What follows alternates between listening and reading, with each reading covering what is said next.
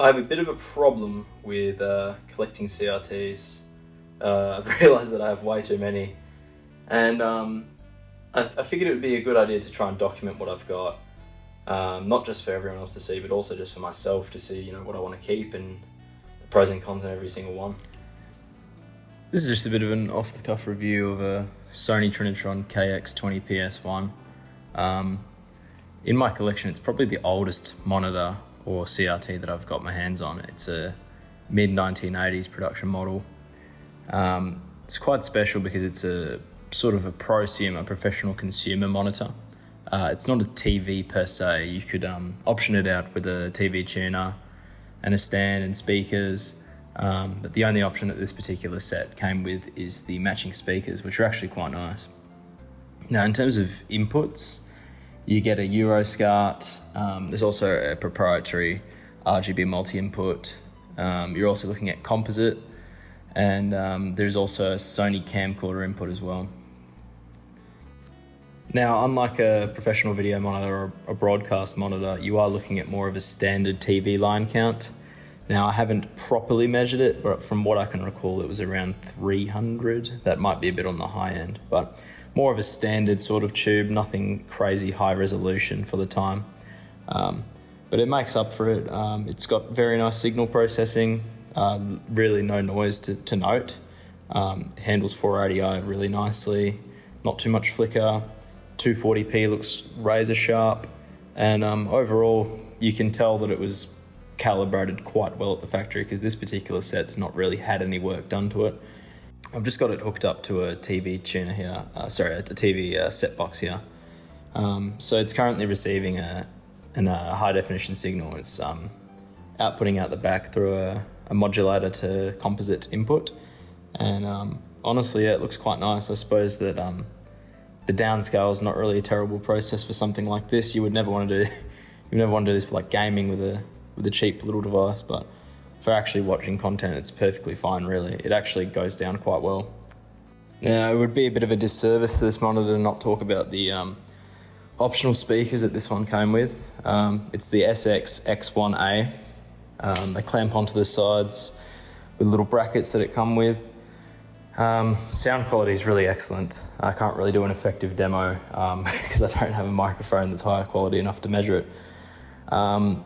But yeah, the sound quality is phenomenal. The monitor's also got sound controls on the front. I'll show the front panel here. And yeah, you get sort of standard picture controls. You get your brightness, your sharpness, contrast. You can switch between auto, color, and C-cam. And obviously, because it's a Sony, it also will do NTSC. There's a hue adjustment to get NTSC looking nice. Has no problem with any input that I can throw at it other than PAL 60. And I would imagine that that's just because this technology probably wasn't really there. Nobody was using that standard in the 80s. Everything would probably be 50 hertz back then if it was PAL. But yeah, it's also got a bass treble option for the audio, and a volume as well. Now, if you're a normal human, you'd probably say the picture looks fantastic, and you'd be right. But if you know anything about calibrating CRTs, and if you've fallen down that rabbit hole, then you can probably tell the pin phase isn't exactly optimal. I would get in there and fix that, but with this particular monitor, you're looking at sort of taking out the boards, and it's a bit of a process to adjust the potentiometers in this one. It's not really so straightforward with a lot of the other old Trinitrons. I think Sony stopped sort of giving you access to the through the back to the potentiometers in about the 70s, maybe. So yeah, this is unfortunate that this is an early 80s model, and all of them have been moved internally onto the deflection board. It's not like it's a nightmare to get to it, it's just that I don't really have the time or need to, because as I'll show you, it looks fantastic when you chuck a game on it. So full disclosure, this is a homebrew Nintendo Wii, not playing this on a Mega Drive or a Genesis. So that might make things look a little bit better than they might be on hardware. But yeah, all I'm really utilising is the trap filter to clean up the composite signal and give the video processor a bit of an easier time getting everything through. But, you know, as you can see, this looks absolutely phenomenal. It's really, as you know, you cannot know how good this looks until you see it in person. But truly, this is fantastic. Everything looks really razor sharp. The HUD, the characters, it just looks phenomenal. 240p really shines on this monitor. It's one of its strong suits. But yeah, I think I'll give it a go to film some of the audio, and I might have that overlaid here. But yeah, here's some VHS. We've got a Shrek PAL copy running on a PAL VCR, a Sony 6-head, just you know, run-of-the-mill Sony, nothing special. But yeah, it's totally passable image. I think this TV is this monitor is a phenomenal way to watch tapes. Yeah, it really does blow you away how good composite can look. And personally, I'm a big believer in composite video and RF over SCART, which is probably a controversial take for me to say, considering that I live in a PAL region. But I think it's just a bit more authentic to what the game developers at the time had intended. And it's a better representation of what everybody was experiencing, these kind of things. You know, the televisions everyone was using. Not everybody was using high resolution tubes with SCART inputs and RGB. Now, it wouldn't really be a very good CRT review without every CRT user's favourite application, for better or for worse. But, you know, as you can see, the colours are fairly evenly worn out, as to be expected. Red's probably looking the worst, and blue, green's okay. Typically how these Trinitrons go. You know, grey could be greyer, but it's not terrible. It's definitely usable. Colour bars look quite good, actually. Go to pure white, looks pretty good. No issues with the flyback. Trying to have a listen, nothing, not whining or anything. So yeah, all in all, it's quite good, especially for such an old TV, really. You'd expect a little bit more problems going on, but really, it's pretty fine, to be honest. The top right corner is a little bit out of whack, but you know, it's to be expected with this kind of thing. You can see a little bit more of that distortion that I was talking about earlier, but really, this is nothing you would ever notice in a game. It's all of the safe areas in the scan are completely fine. Another classic example of how your vertical deflection is looking is the scroll test, and you know, completely fine here. Really doesn't look that bad at all. In fact, it probably looks a bit better than the last time I did this, because it's a bit warmed up. But yeah, I mean, of course you're going to get a little bit of barrel distortion, but this is a fairly curved tube. So really, it's to be expected. It's completely fine. Looks honestly quite serviceable. Here's a good look at a more modern game. Only just barely though. But yeah, we've got a Sonic Adventure Director's Cut on the GameCube, which is, in my opinion, a terrible port. But it gets the job done. Really shows you what a 480i game will look like, and looks absolutely fantastic. I'm really not seeing any flickering at all. Yeah, it's the signal's handled perfectly. The picture looks great. Go straight into a stage and we'll get a better look at what we're looking at here. But yeah, it looks really good on 3D games. Probably better than on 2D games, obviously, because you're not really dealing with any of the distortion that you would get maybe on scrolling, and that can bother some people. So yeah.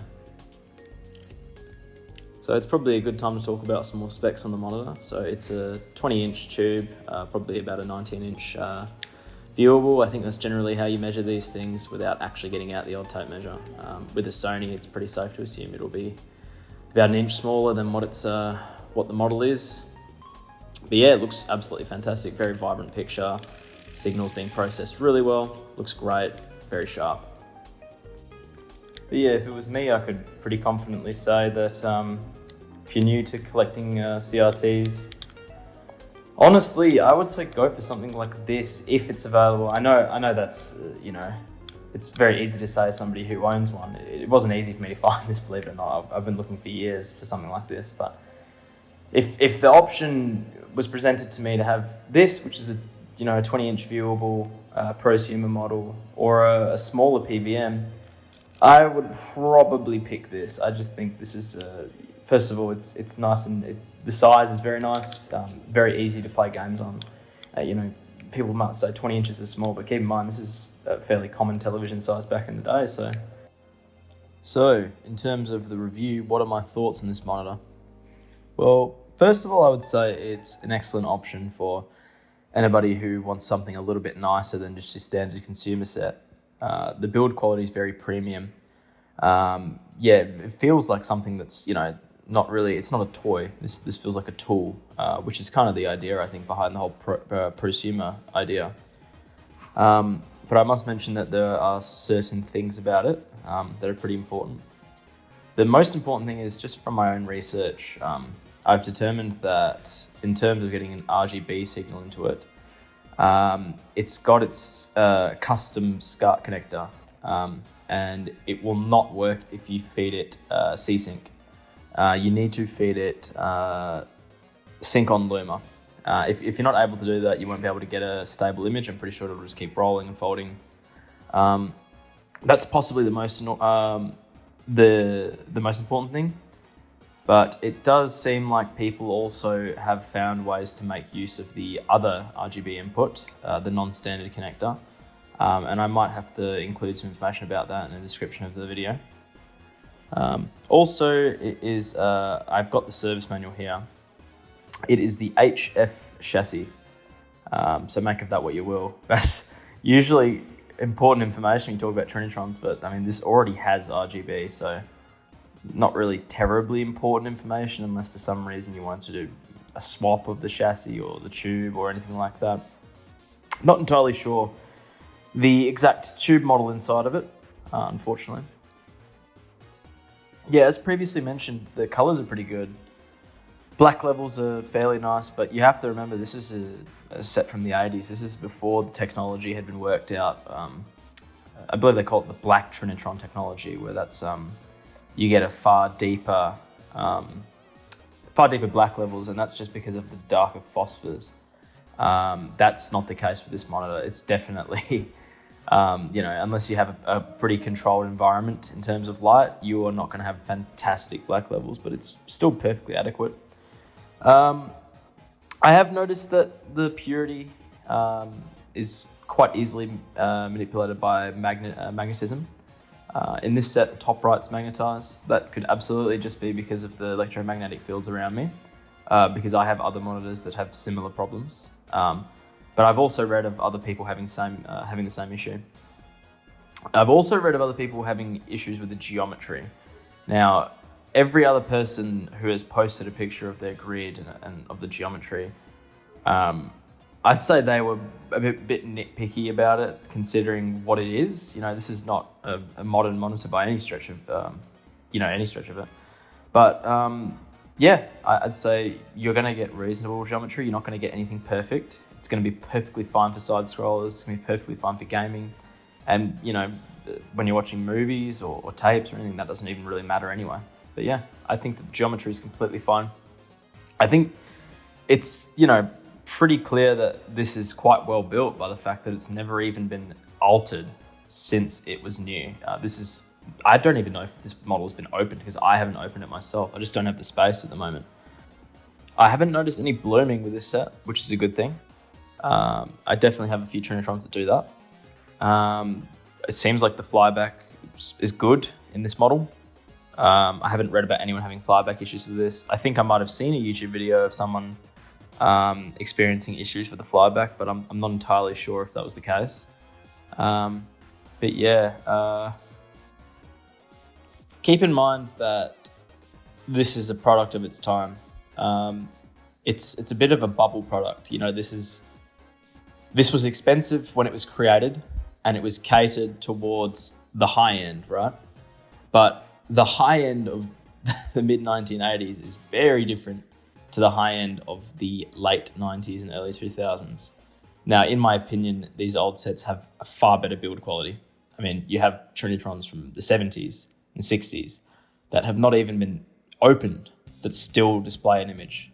And then you have, on the other end of the spectrum, Trinitrons from the 2000s that will blow up a flyback out of nowhere. So I'd say that the older sets always have better build quality. I've never had any issue with an old Trinitron, so you really can't go wrong with them.